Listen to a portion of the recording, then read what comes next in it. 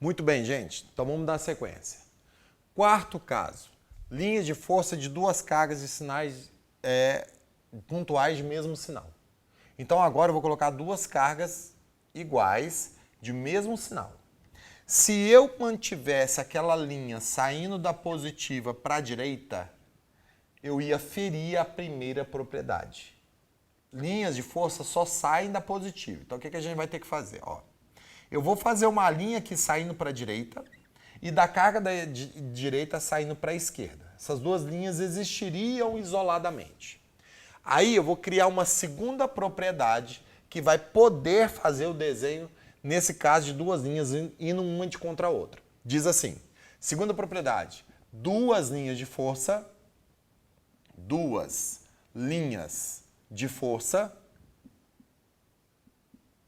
nunca se cruzam. Duas linhas de força nunca se cruzam. Então vamos pensar. Se essas linhas não podem se cruzar, é como, eu falei que não vai ser, é como se uma indo em direção à outra tivesse que se empurrar para poder continuar existindo. Então a linha de força saindo das duas positivas, indo uma de encontro à outra, tem que empurrar para poder não se cruzar.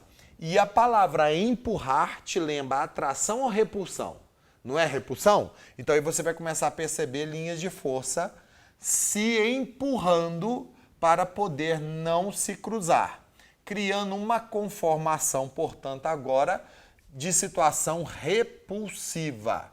Olha lá, o desenho aqui, ó, do lado oposto, mais ou menos preservado, mas as linhas que estão saindo da carga positiva para o lado da outra positiva, como se estivesse se empurrando, criando uma conformação repulsiva. Beleza?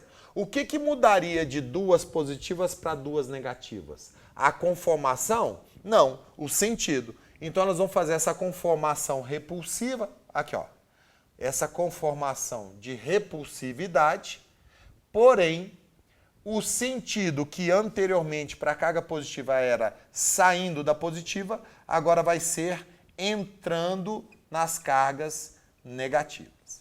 Mas essa conformação de repulsividade se dá tanto para duas positivas quanto para duas negativas. Essa figura aí também está na sua apostila na página 96, ok?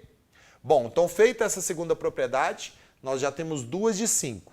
Vamos para a terceira propriedade. Se eu chegar para você, queridos, e desenhar essa linha de força aqui, ó. Linha de força. É uma linha de força qualquer. Eu não sei por que ela está assim. Não estou vendo as cargas, mas eu sei que tem uma linha de força. O que a linha de força representa? A presença de um campo elétrico. Só que o que a linha de força não é? Não é vetor.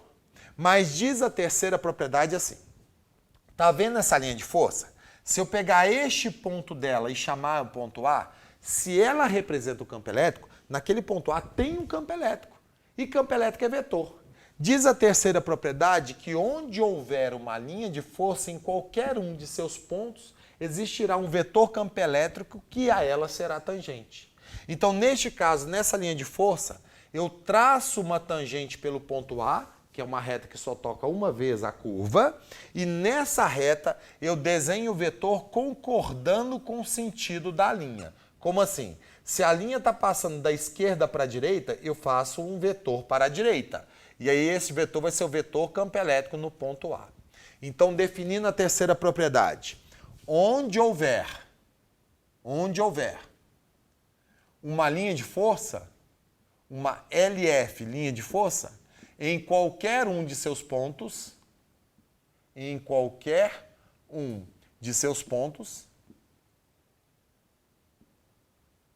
existirá um vetor campo elétrico tangente.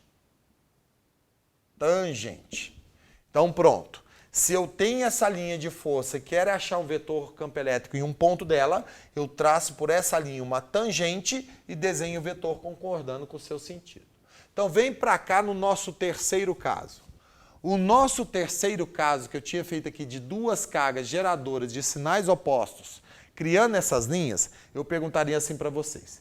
Neste ponto P, queridos, tem campo elétrico? Tem. Por quê? tem linha de força, mesmo se eu não visse essas cargas geradoras. Como eu faria para achar o campo elétrico neste ponto P? Eu traçaria uma tangente e traçando essa tangente eu colocaria em cima dela um vetor. Percebam que pela nossa direção a nossa tangente está na horizontal. Então em cima dessa linha horizontal eu desenho o vetor aqui no ponto P para a direita. Aqui ó. Esse vetor para a direita é o vetor campo elétrico no ponto P, tangente à linha que está aqui passando, né, ao qual pertence o ponto P, e concordando com o sentido dela. A linha não está passando da esquerda para a direita? O vetor está para a direita. Agora, cuidado. Este exemplo aqui eu estou pedindo assim, determine o campo elétrico resultante no ponto P, do lado de duas cargas geradoras, uma positiva e outra negativa. Aí o que eu pergunto para vocês? O que você deveria fazer para desenhar o vetor no ponto P?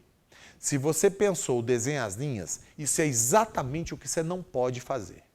Não é para desenhar linha nenhuma. Aí você fala, capitão, por que você está ensinando esse negócio aí? É porque essa terceira propriedade de traçar uma tangente numa linha e botar o vetor, você só usa ela em prova se já tiver vindo o desenho da linha.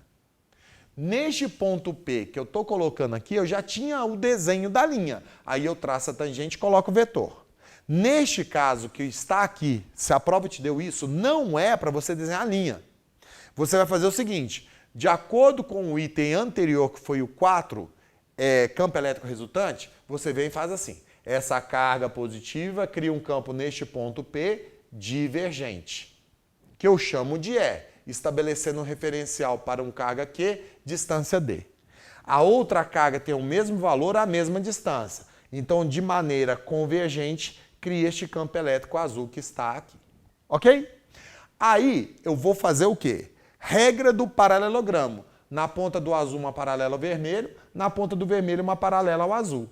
E na hora que eu ligar e desenhar o vetor, olha aqui, queridos, ó o vetor campo elétrico resultante neste ponto P aqui, ó. Exatamente o que está aqui, está aqui. Portanto, quando vier cargas pontuais para achar o campo elétrico sem linha, é para você desenhar o vetor de cada uma e achar o resultante. Você só aplica essa terceira propriedade se já tiver vindo desenhado a linha aqui. Beleza? Então, neste caso, eu estou te dando a terceira propriedade para ser usada quando na prova vier as linhas de força desenhadas. Não me desenhe linha de força para fazer isso. E note, se você observar, a propriedade terceira da tangência já me dá o vetor resultante se eu tiver mais de uma carga. Está vendo aqui o roxo? Ele equivale a este, que é o nosso resultante. Ok? Dando sequência, vou apagar aqui para a gente poder terminar essa parte de linha de força. Estamos na terceira propriedade. Vamos para a quarta propriedade. Quarta propriedade. A quarta propriedade é o seguinte. Imagine vocês que eu tenho uma carga aqui e essa carga está com linha de força assim, ó. Ô, capitão, mas não é assim uma linha de força de uma carga pontual positiva. Eu sei, mas eu tenho outras cargas aqui que eu não desenhei que estão deformando elas assim. Aí eu chego para vocês e pergunto. Se eu pegar este ponto A e este ponto B, que já tem a linha, você consegue, pela terceira propriedade, desenhar o vetor? O que a gente vai traçar? A tangente em A e a tangente em B. E vou desenhar o vetor em A. Esse vetor em A que eu estou desenhando aqui é o vetor campo elétrico no ponto A, tangente à linha que está passando, né, aqui no ponto A, e na diagonal para cima porque a linha está subindo. Lá no ponto B, já desenhei a tangente. Eu desenho o vetor lá no ponto B também, concordando com a tangência. Só que eu vou desenhar o vetor menor. Esse vetor campo elétrico no ponto B, ele está menor do que o de A. Inicialmente, você me diria que está menor, por quê? Porque você tem aqui as linhas, você tem aqui a carga com menor distância ao ponto A e maior distância ao ponto B. Então, é natural que você queira desenhar lá menor. Mas o jeito certo não é olhando a carga. Se eu tenho linhas de força desenhada, você vai perceber o seguinte. A distância entre essas duas linhas eu chamo de Dzinho. E eu noto que, à medida que eu vou me afastando, a distância está aumentando para um Dzão. Se o Dzão é maior do que o Dzinho, a gente percebe que o campo elétrico diminui a intensidade. Então você vai ter que o campo elétrico lá no ponto B tem um módulo menor do que o campo elétrico K no ponto A. Diz a quarta propriedade o seguinte: onde houver uma maior concentração de linhas, ou seja, onde elas estiverem mais juntinhas, o campo elétrico é maior, é mais intenso. Vou escrever isso aqui, ó. Onde houver uma maior concentração de linhas,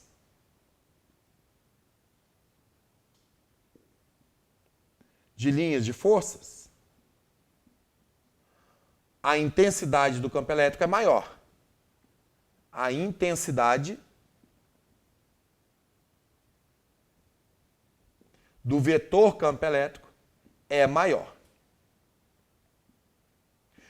Vou pedir meu câmera para acompanhar aqui comigo neste desenho. Você se lembra que quando eu falei para você desenhar a segunda da terceira mais distante, não era à toa? Porque vejam bem, se eu pegar um ponto mais lá no alto, está mais distante das cargas, certo?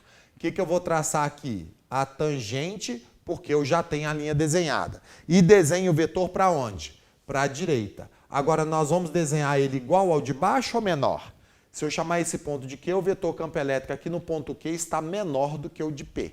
Agora, por quê? Porque você note que as linhas aqui, quando eu vou subir, elas vão ficando mais distantes. Se elas estão ficando mais distantes, a concentração está diminuindo. Se a concentração diminuindo, o vetor está diminuindo a sua intensidade. Ok? Dando sequência para a última, quinta e última propriedade. Quinta e última propriedade.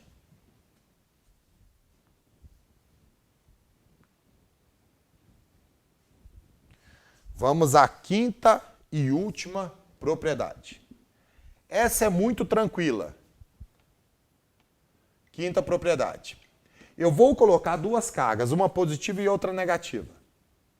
Uma de valor mais Q1 e a outra de valor menos Q2. Se eu fizer as linhas, a gente sabe que a gente pode fazer linha saindo da positiva e entrando na negativa. Agora olha só o desenho que eu vou fazer.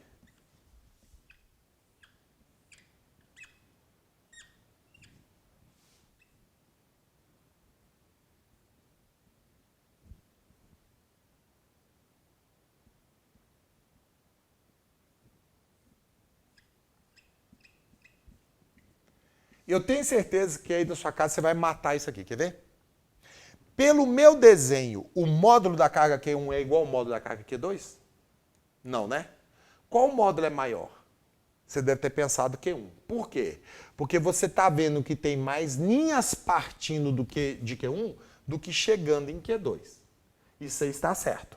Diz a quinta propriedade que quanto maior for o módulo da carga, mais linhas de força o autor tem que desenhar. Mas não pode ser de maneira aleatória. Por exemplo, se eu contar que tem 1, 2, 3, 4, 5, 6, 7, 8, 9, 10, 11, 12 linhas saindo da positiva. E note, 1, 2, 3, 4, 5, 6 linhas entrando na carga negativa. Então, se por um acaso ele desenhou o dobro de linhas saindo da positiva do que entrando na negativa, significa que o módulo da carga Q1 é o dobro do módulo da carga Q2. Ou seja, a quinta propriedade diz que o número de linhas de forças é diretamente proporcional ao módulo da quantidade de carga. Então, se eu tenho o dobro de carga de Q1, eu tenho que desenhar o dobro de linhas em relação a Q2. Não é que existam, na verdade, o dobro. É que, na verdade, se o autor vai fazer a representação da deformação, ele vai respeitar essa quinta propriedade. Então, nós temos 5 propriedades. Primeira propriedade, linha de força sai da positiva e entra na negativa. Linha de força, segunda propriedade, nunca se cruzam. Terceira propriedade, linha de força não é vetor, mas em qualquer um de seus pontos existirá um vetor a ela tangente. Quarta propriedade, quanto mais junta as linhas de força, maior a concentração, mais intensa é o vetor campo elétrico. E quinta propriedade, se eu tenho uma carga de intensidade maior, de maior módulo, ela terá mais linhas e de maneira diretamente proporcional. Então, se uma carga é o triplo da outra, eu tenho que desenhar 3 vezes mais linhas de uma do que da outra. ok? Com isso, vocês terão a possibilidade de fazer os seguintes exercícios após o item 5, linhas de força. Após o item 5, linhas de força, vocês podem fazer os exercícios de aprendizagem 7 e 8, o exercício proposto número 2, ok? Esses 3 exercícios são exercícios de linhas de força. Veja o vídeo quantas vezes for necessário e faça esses 3 exercícios. Beleza?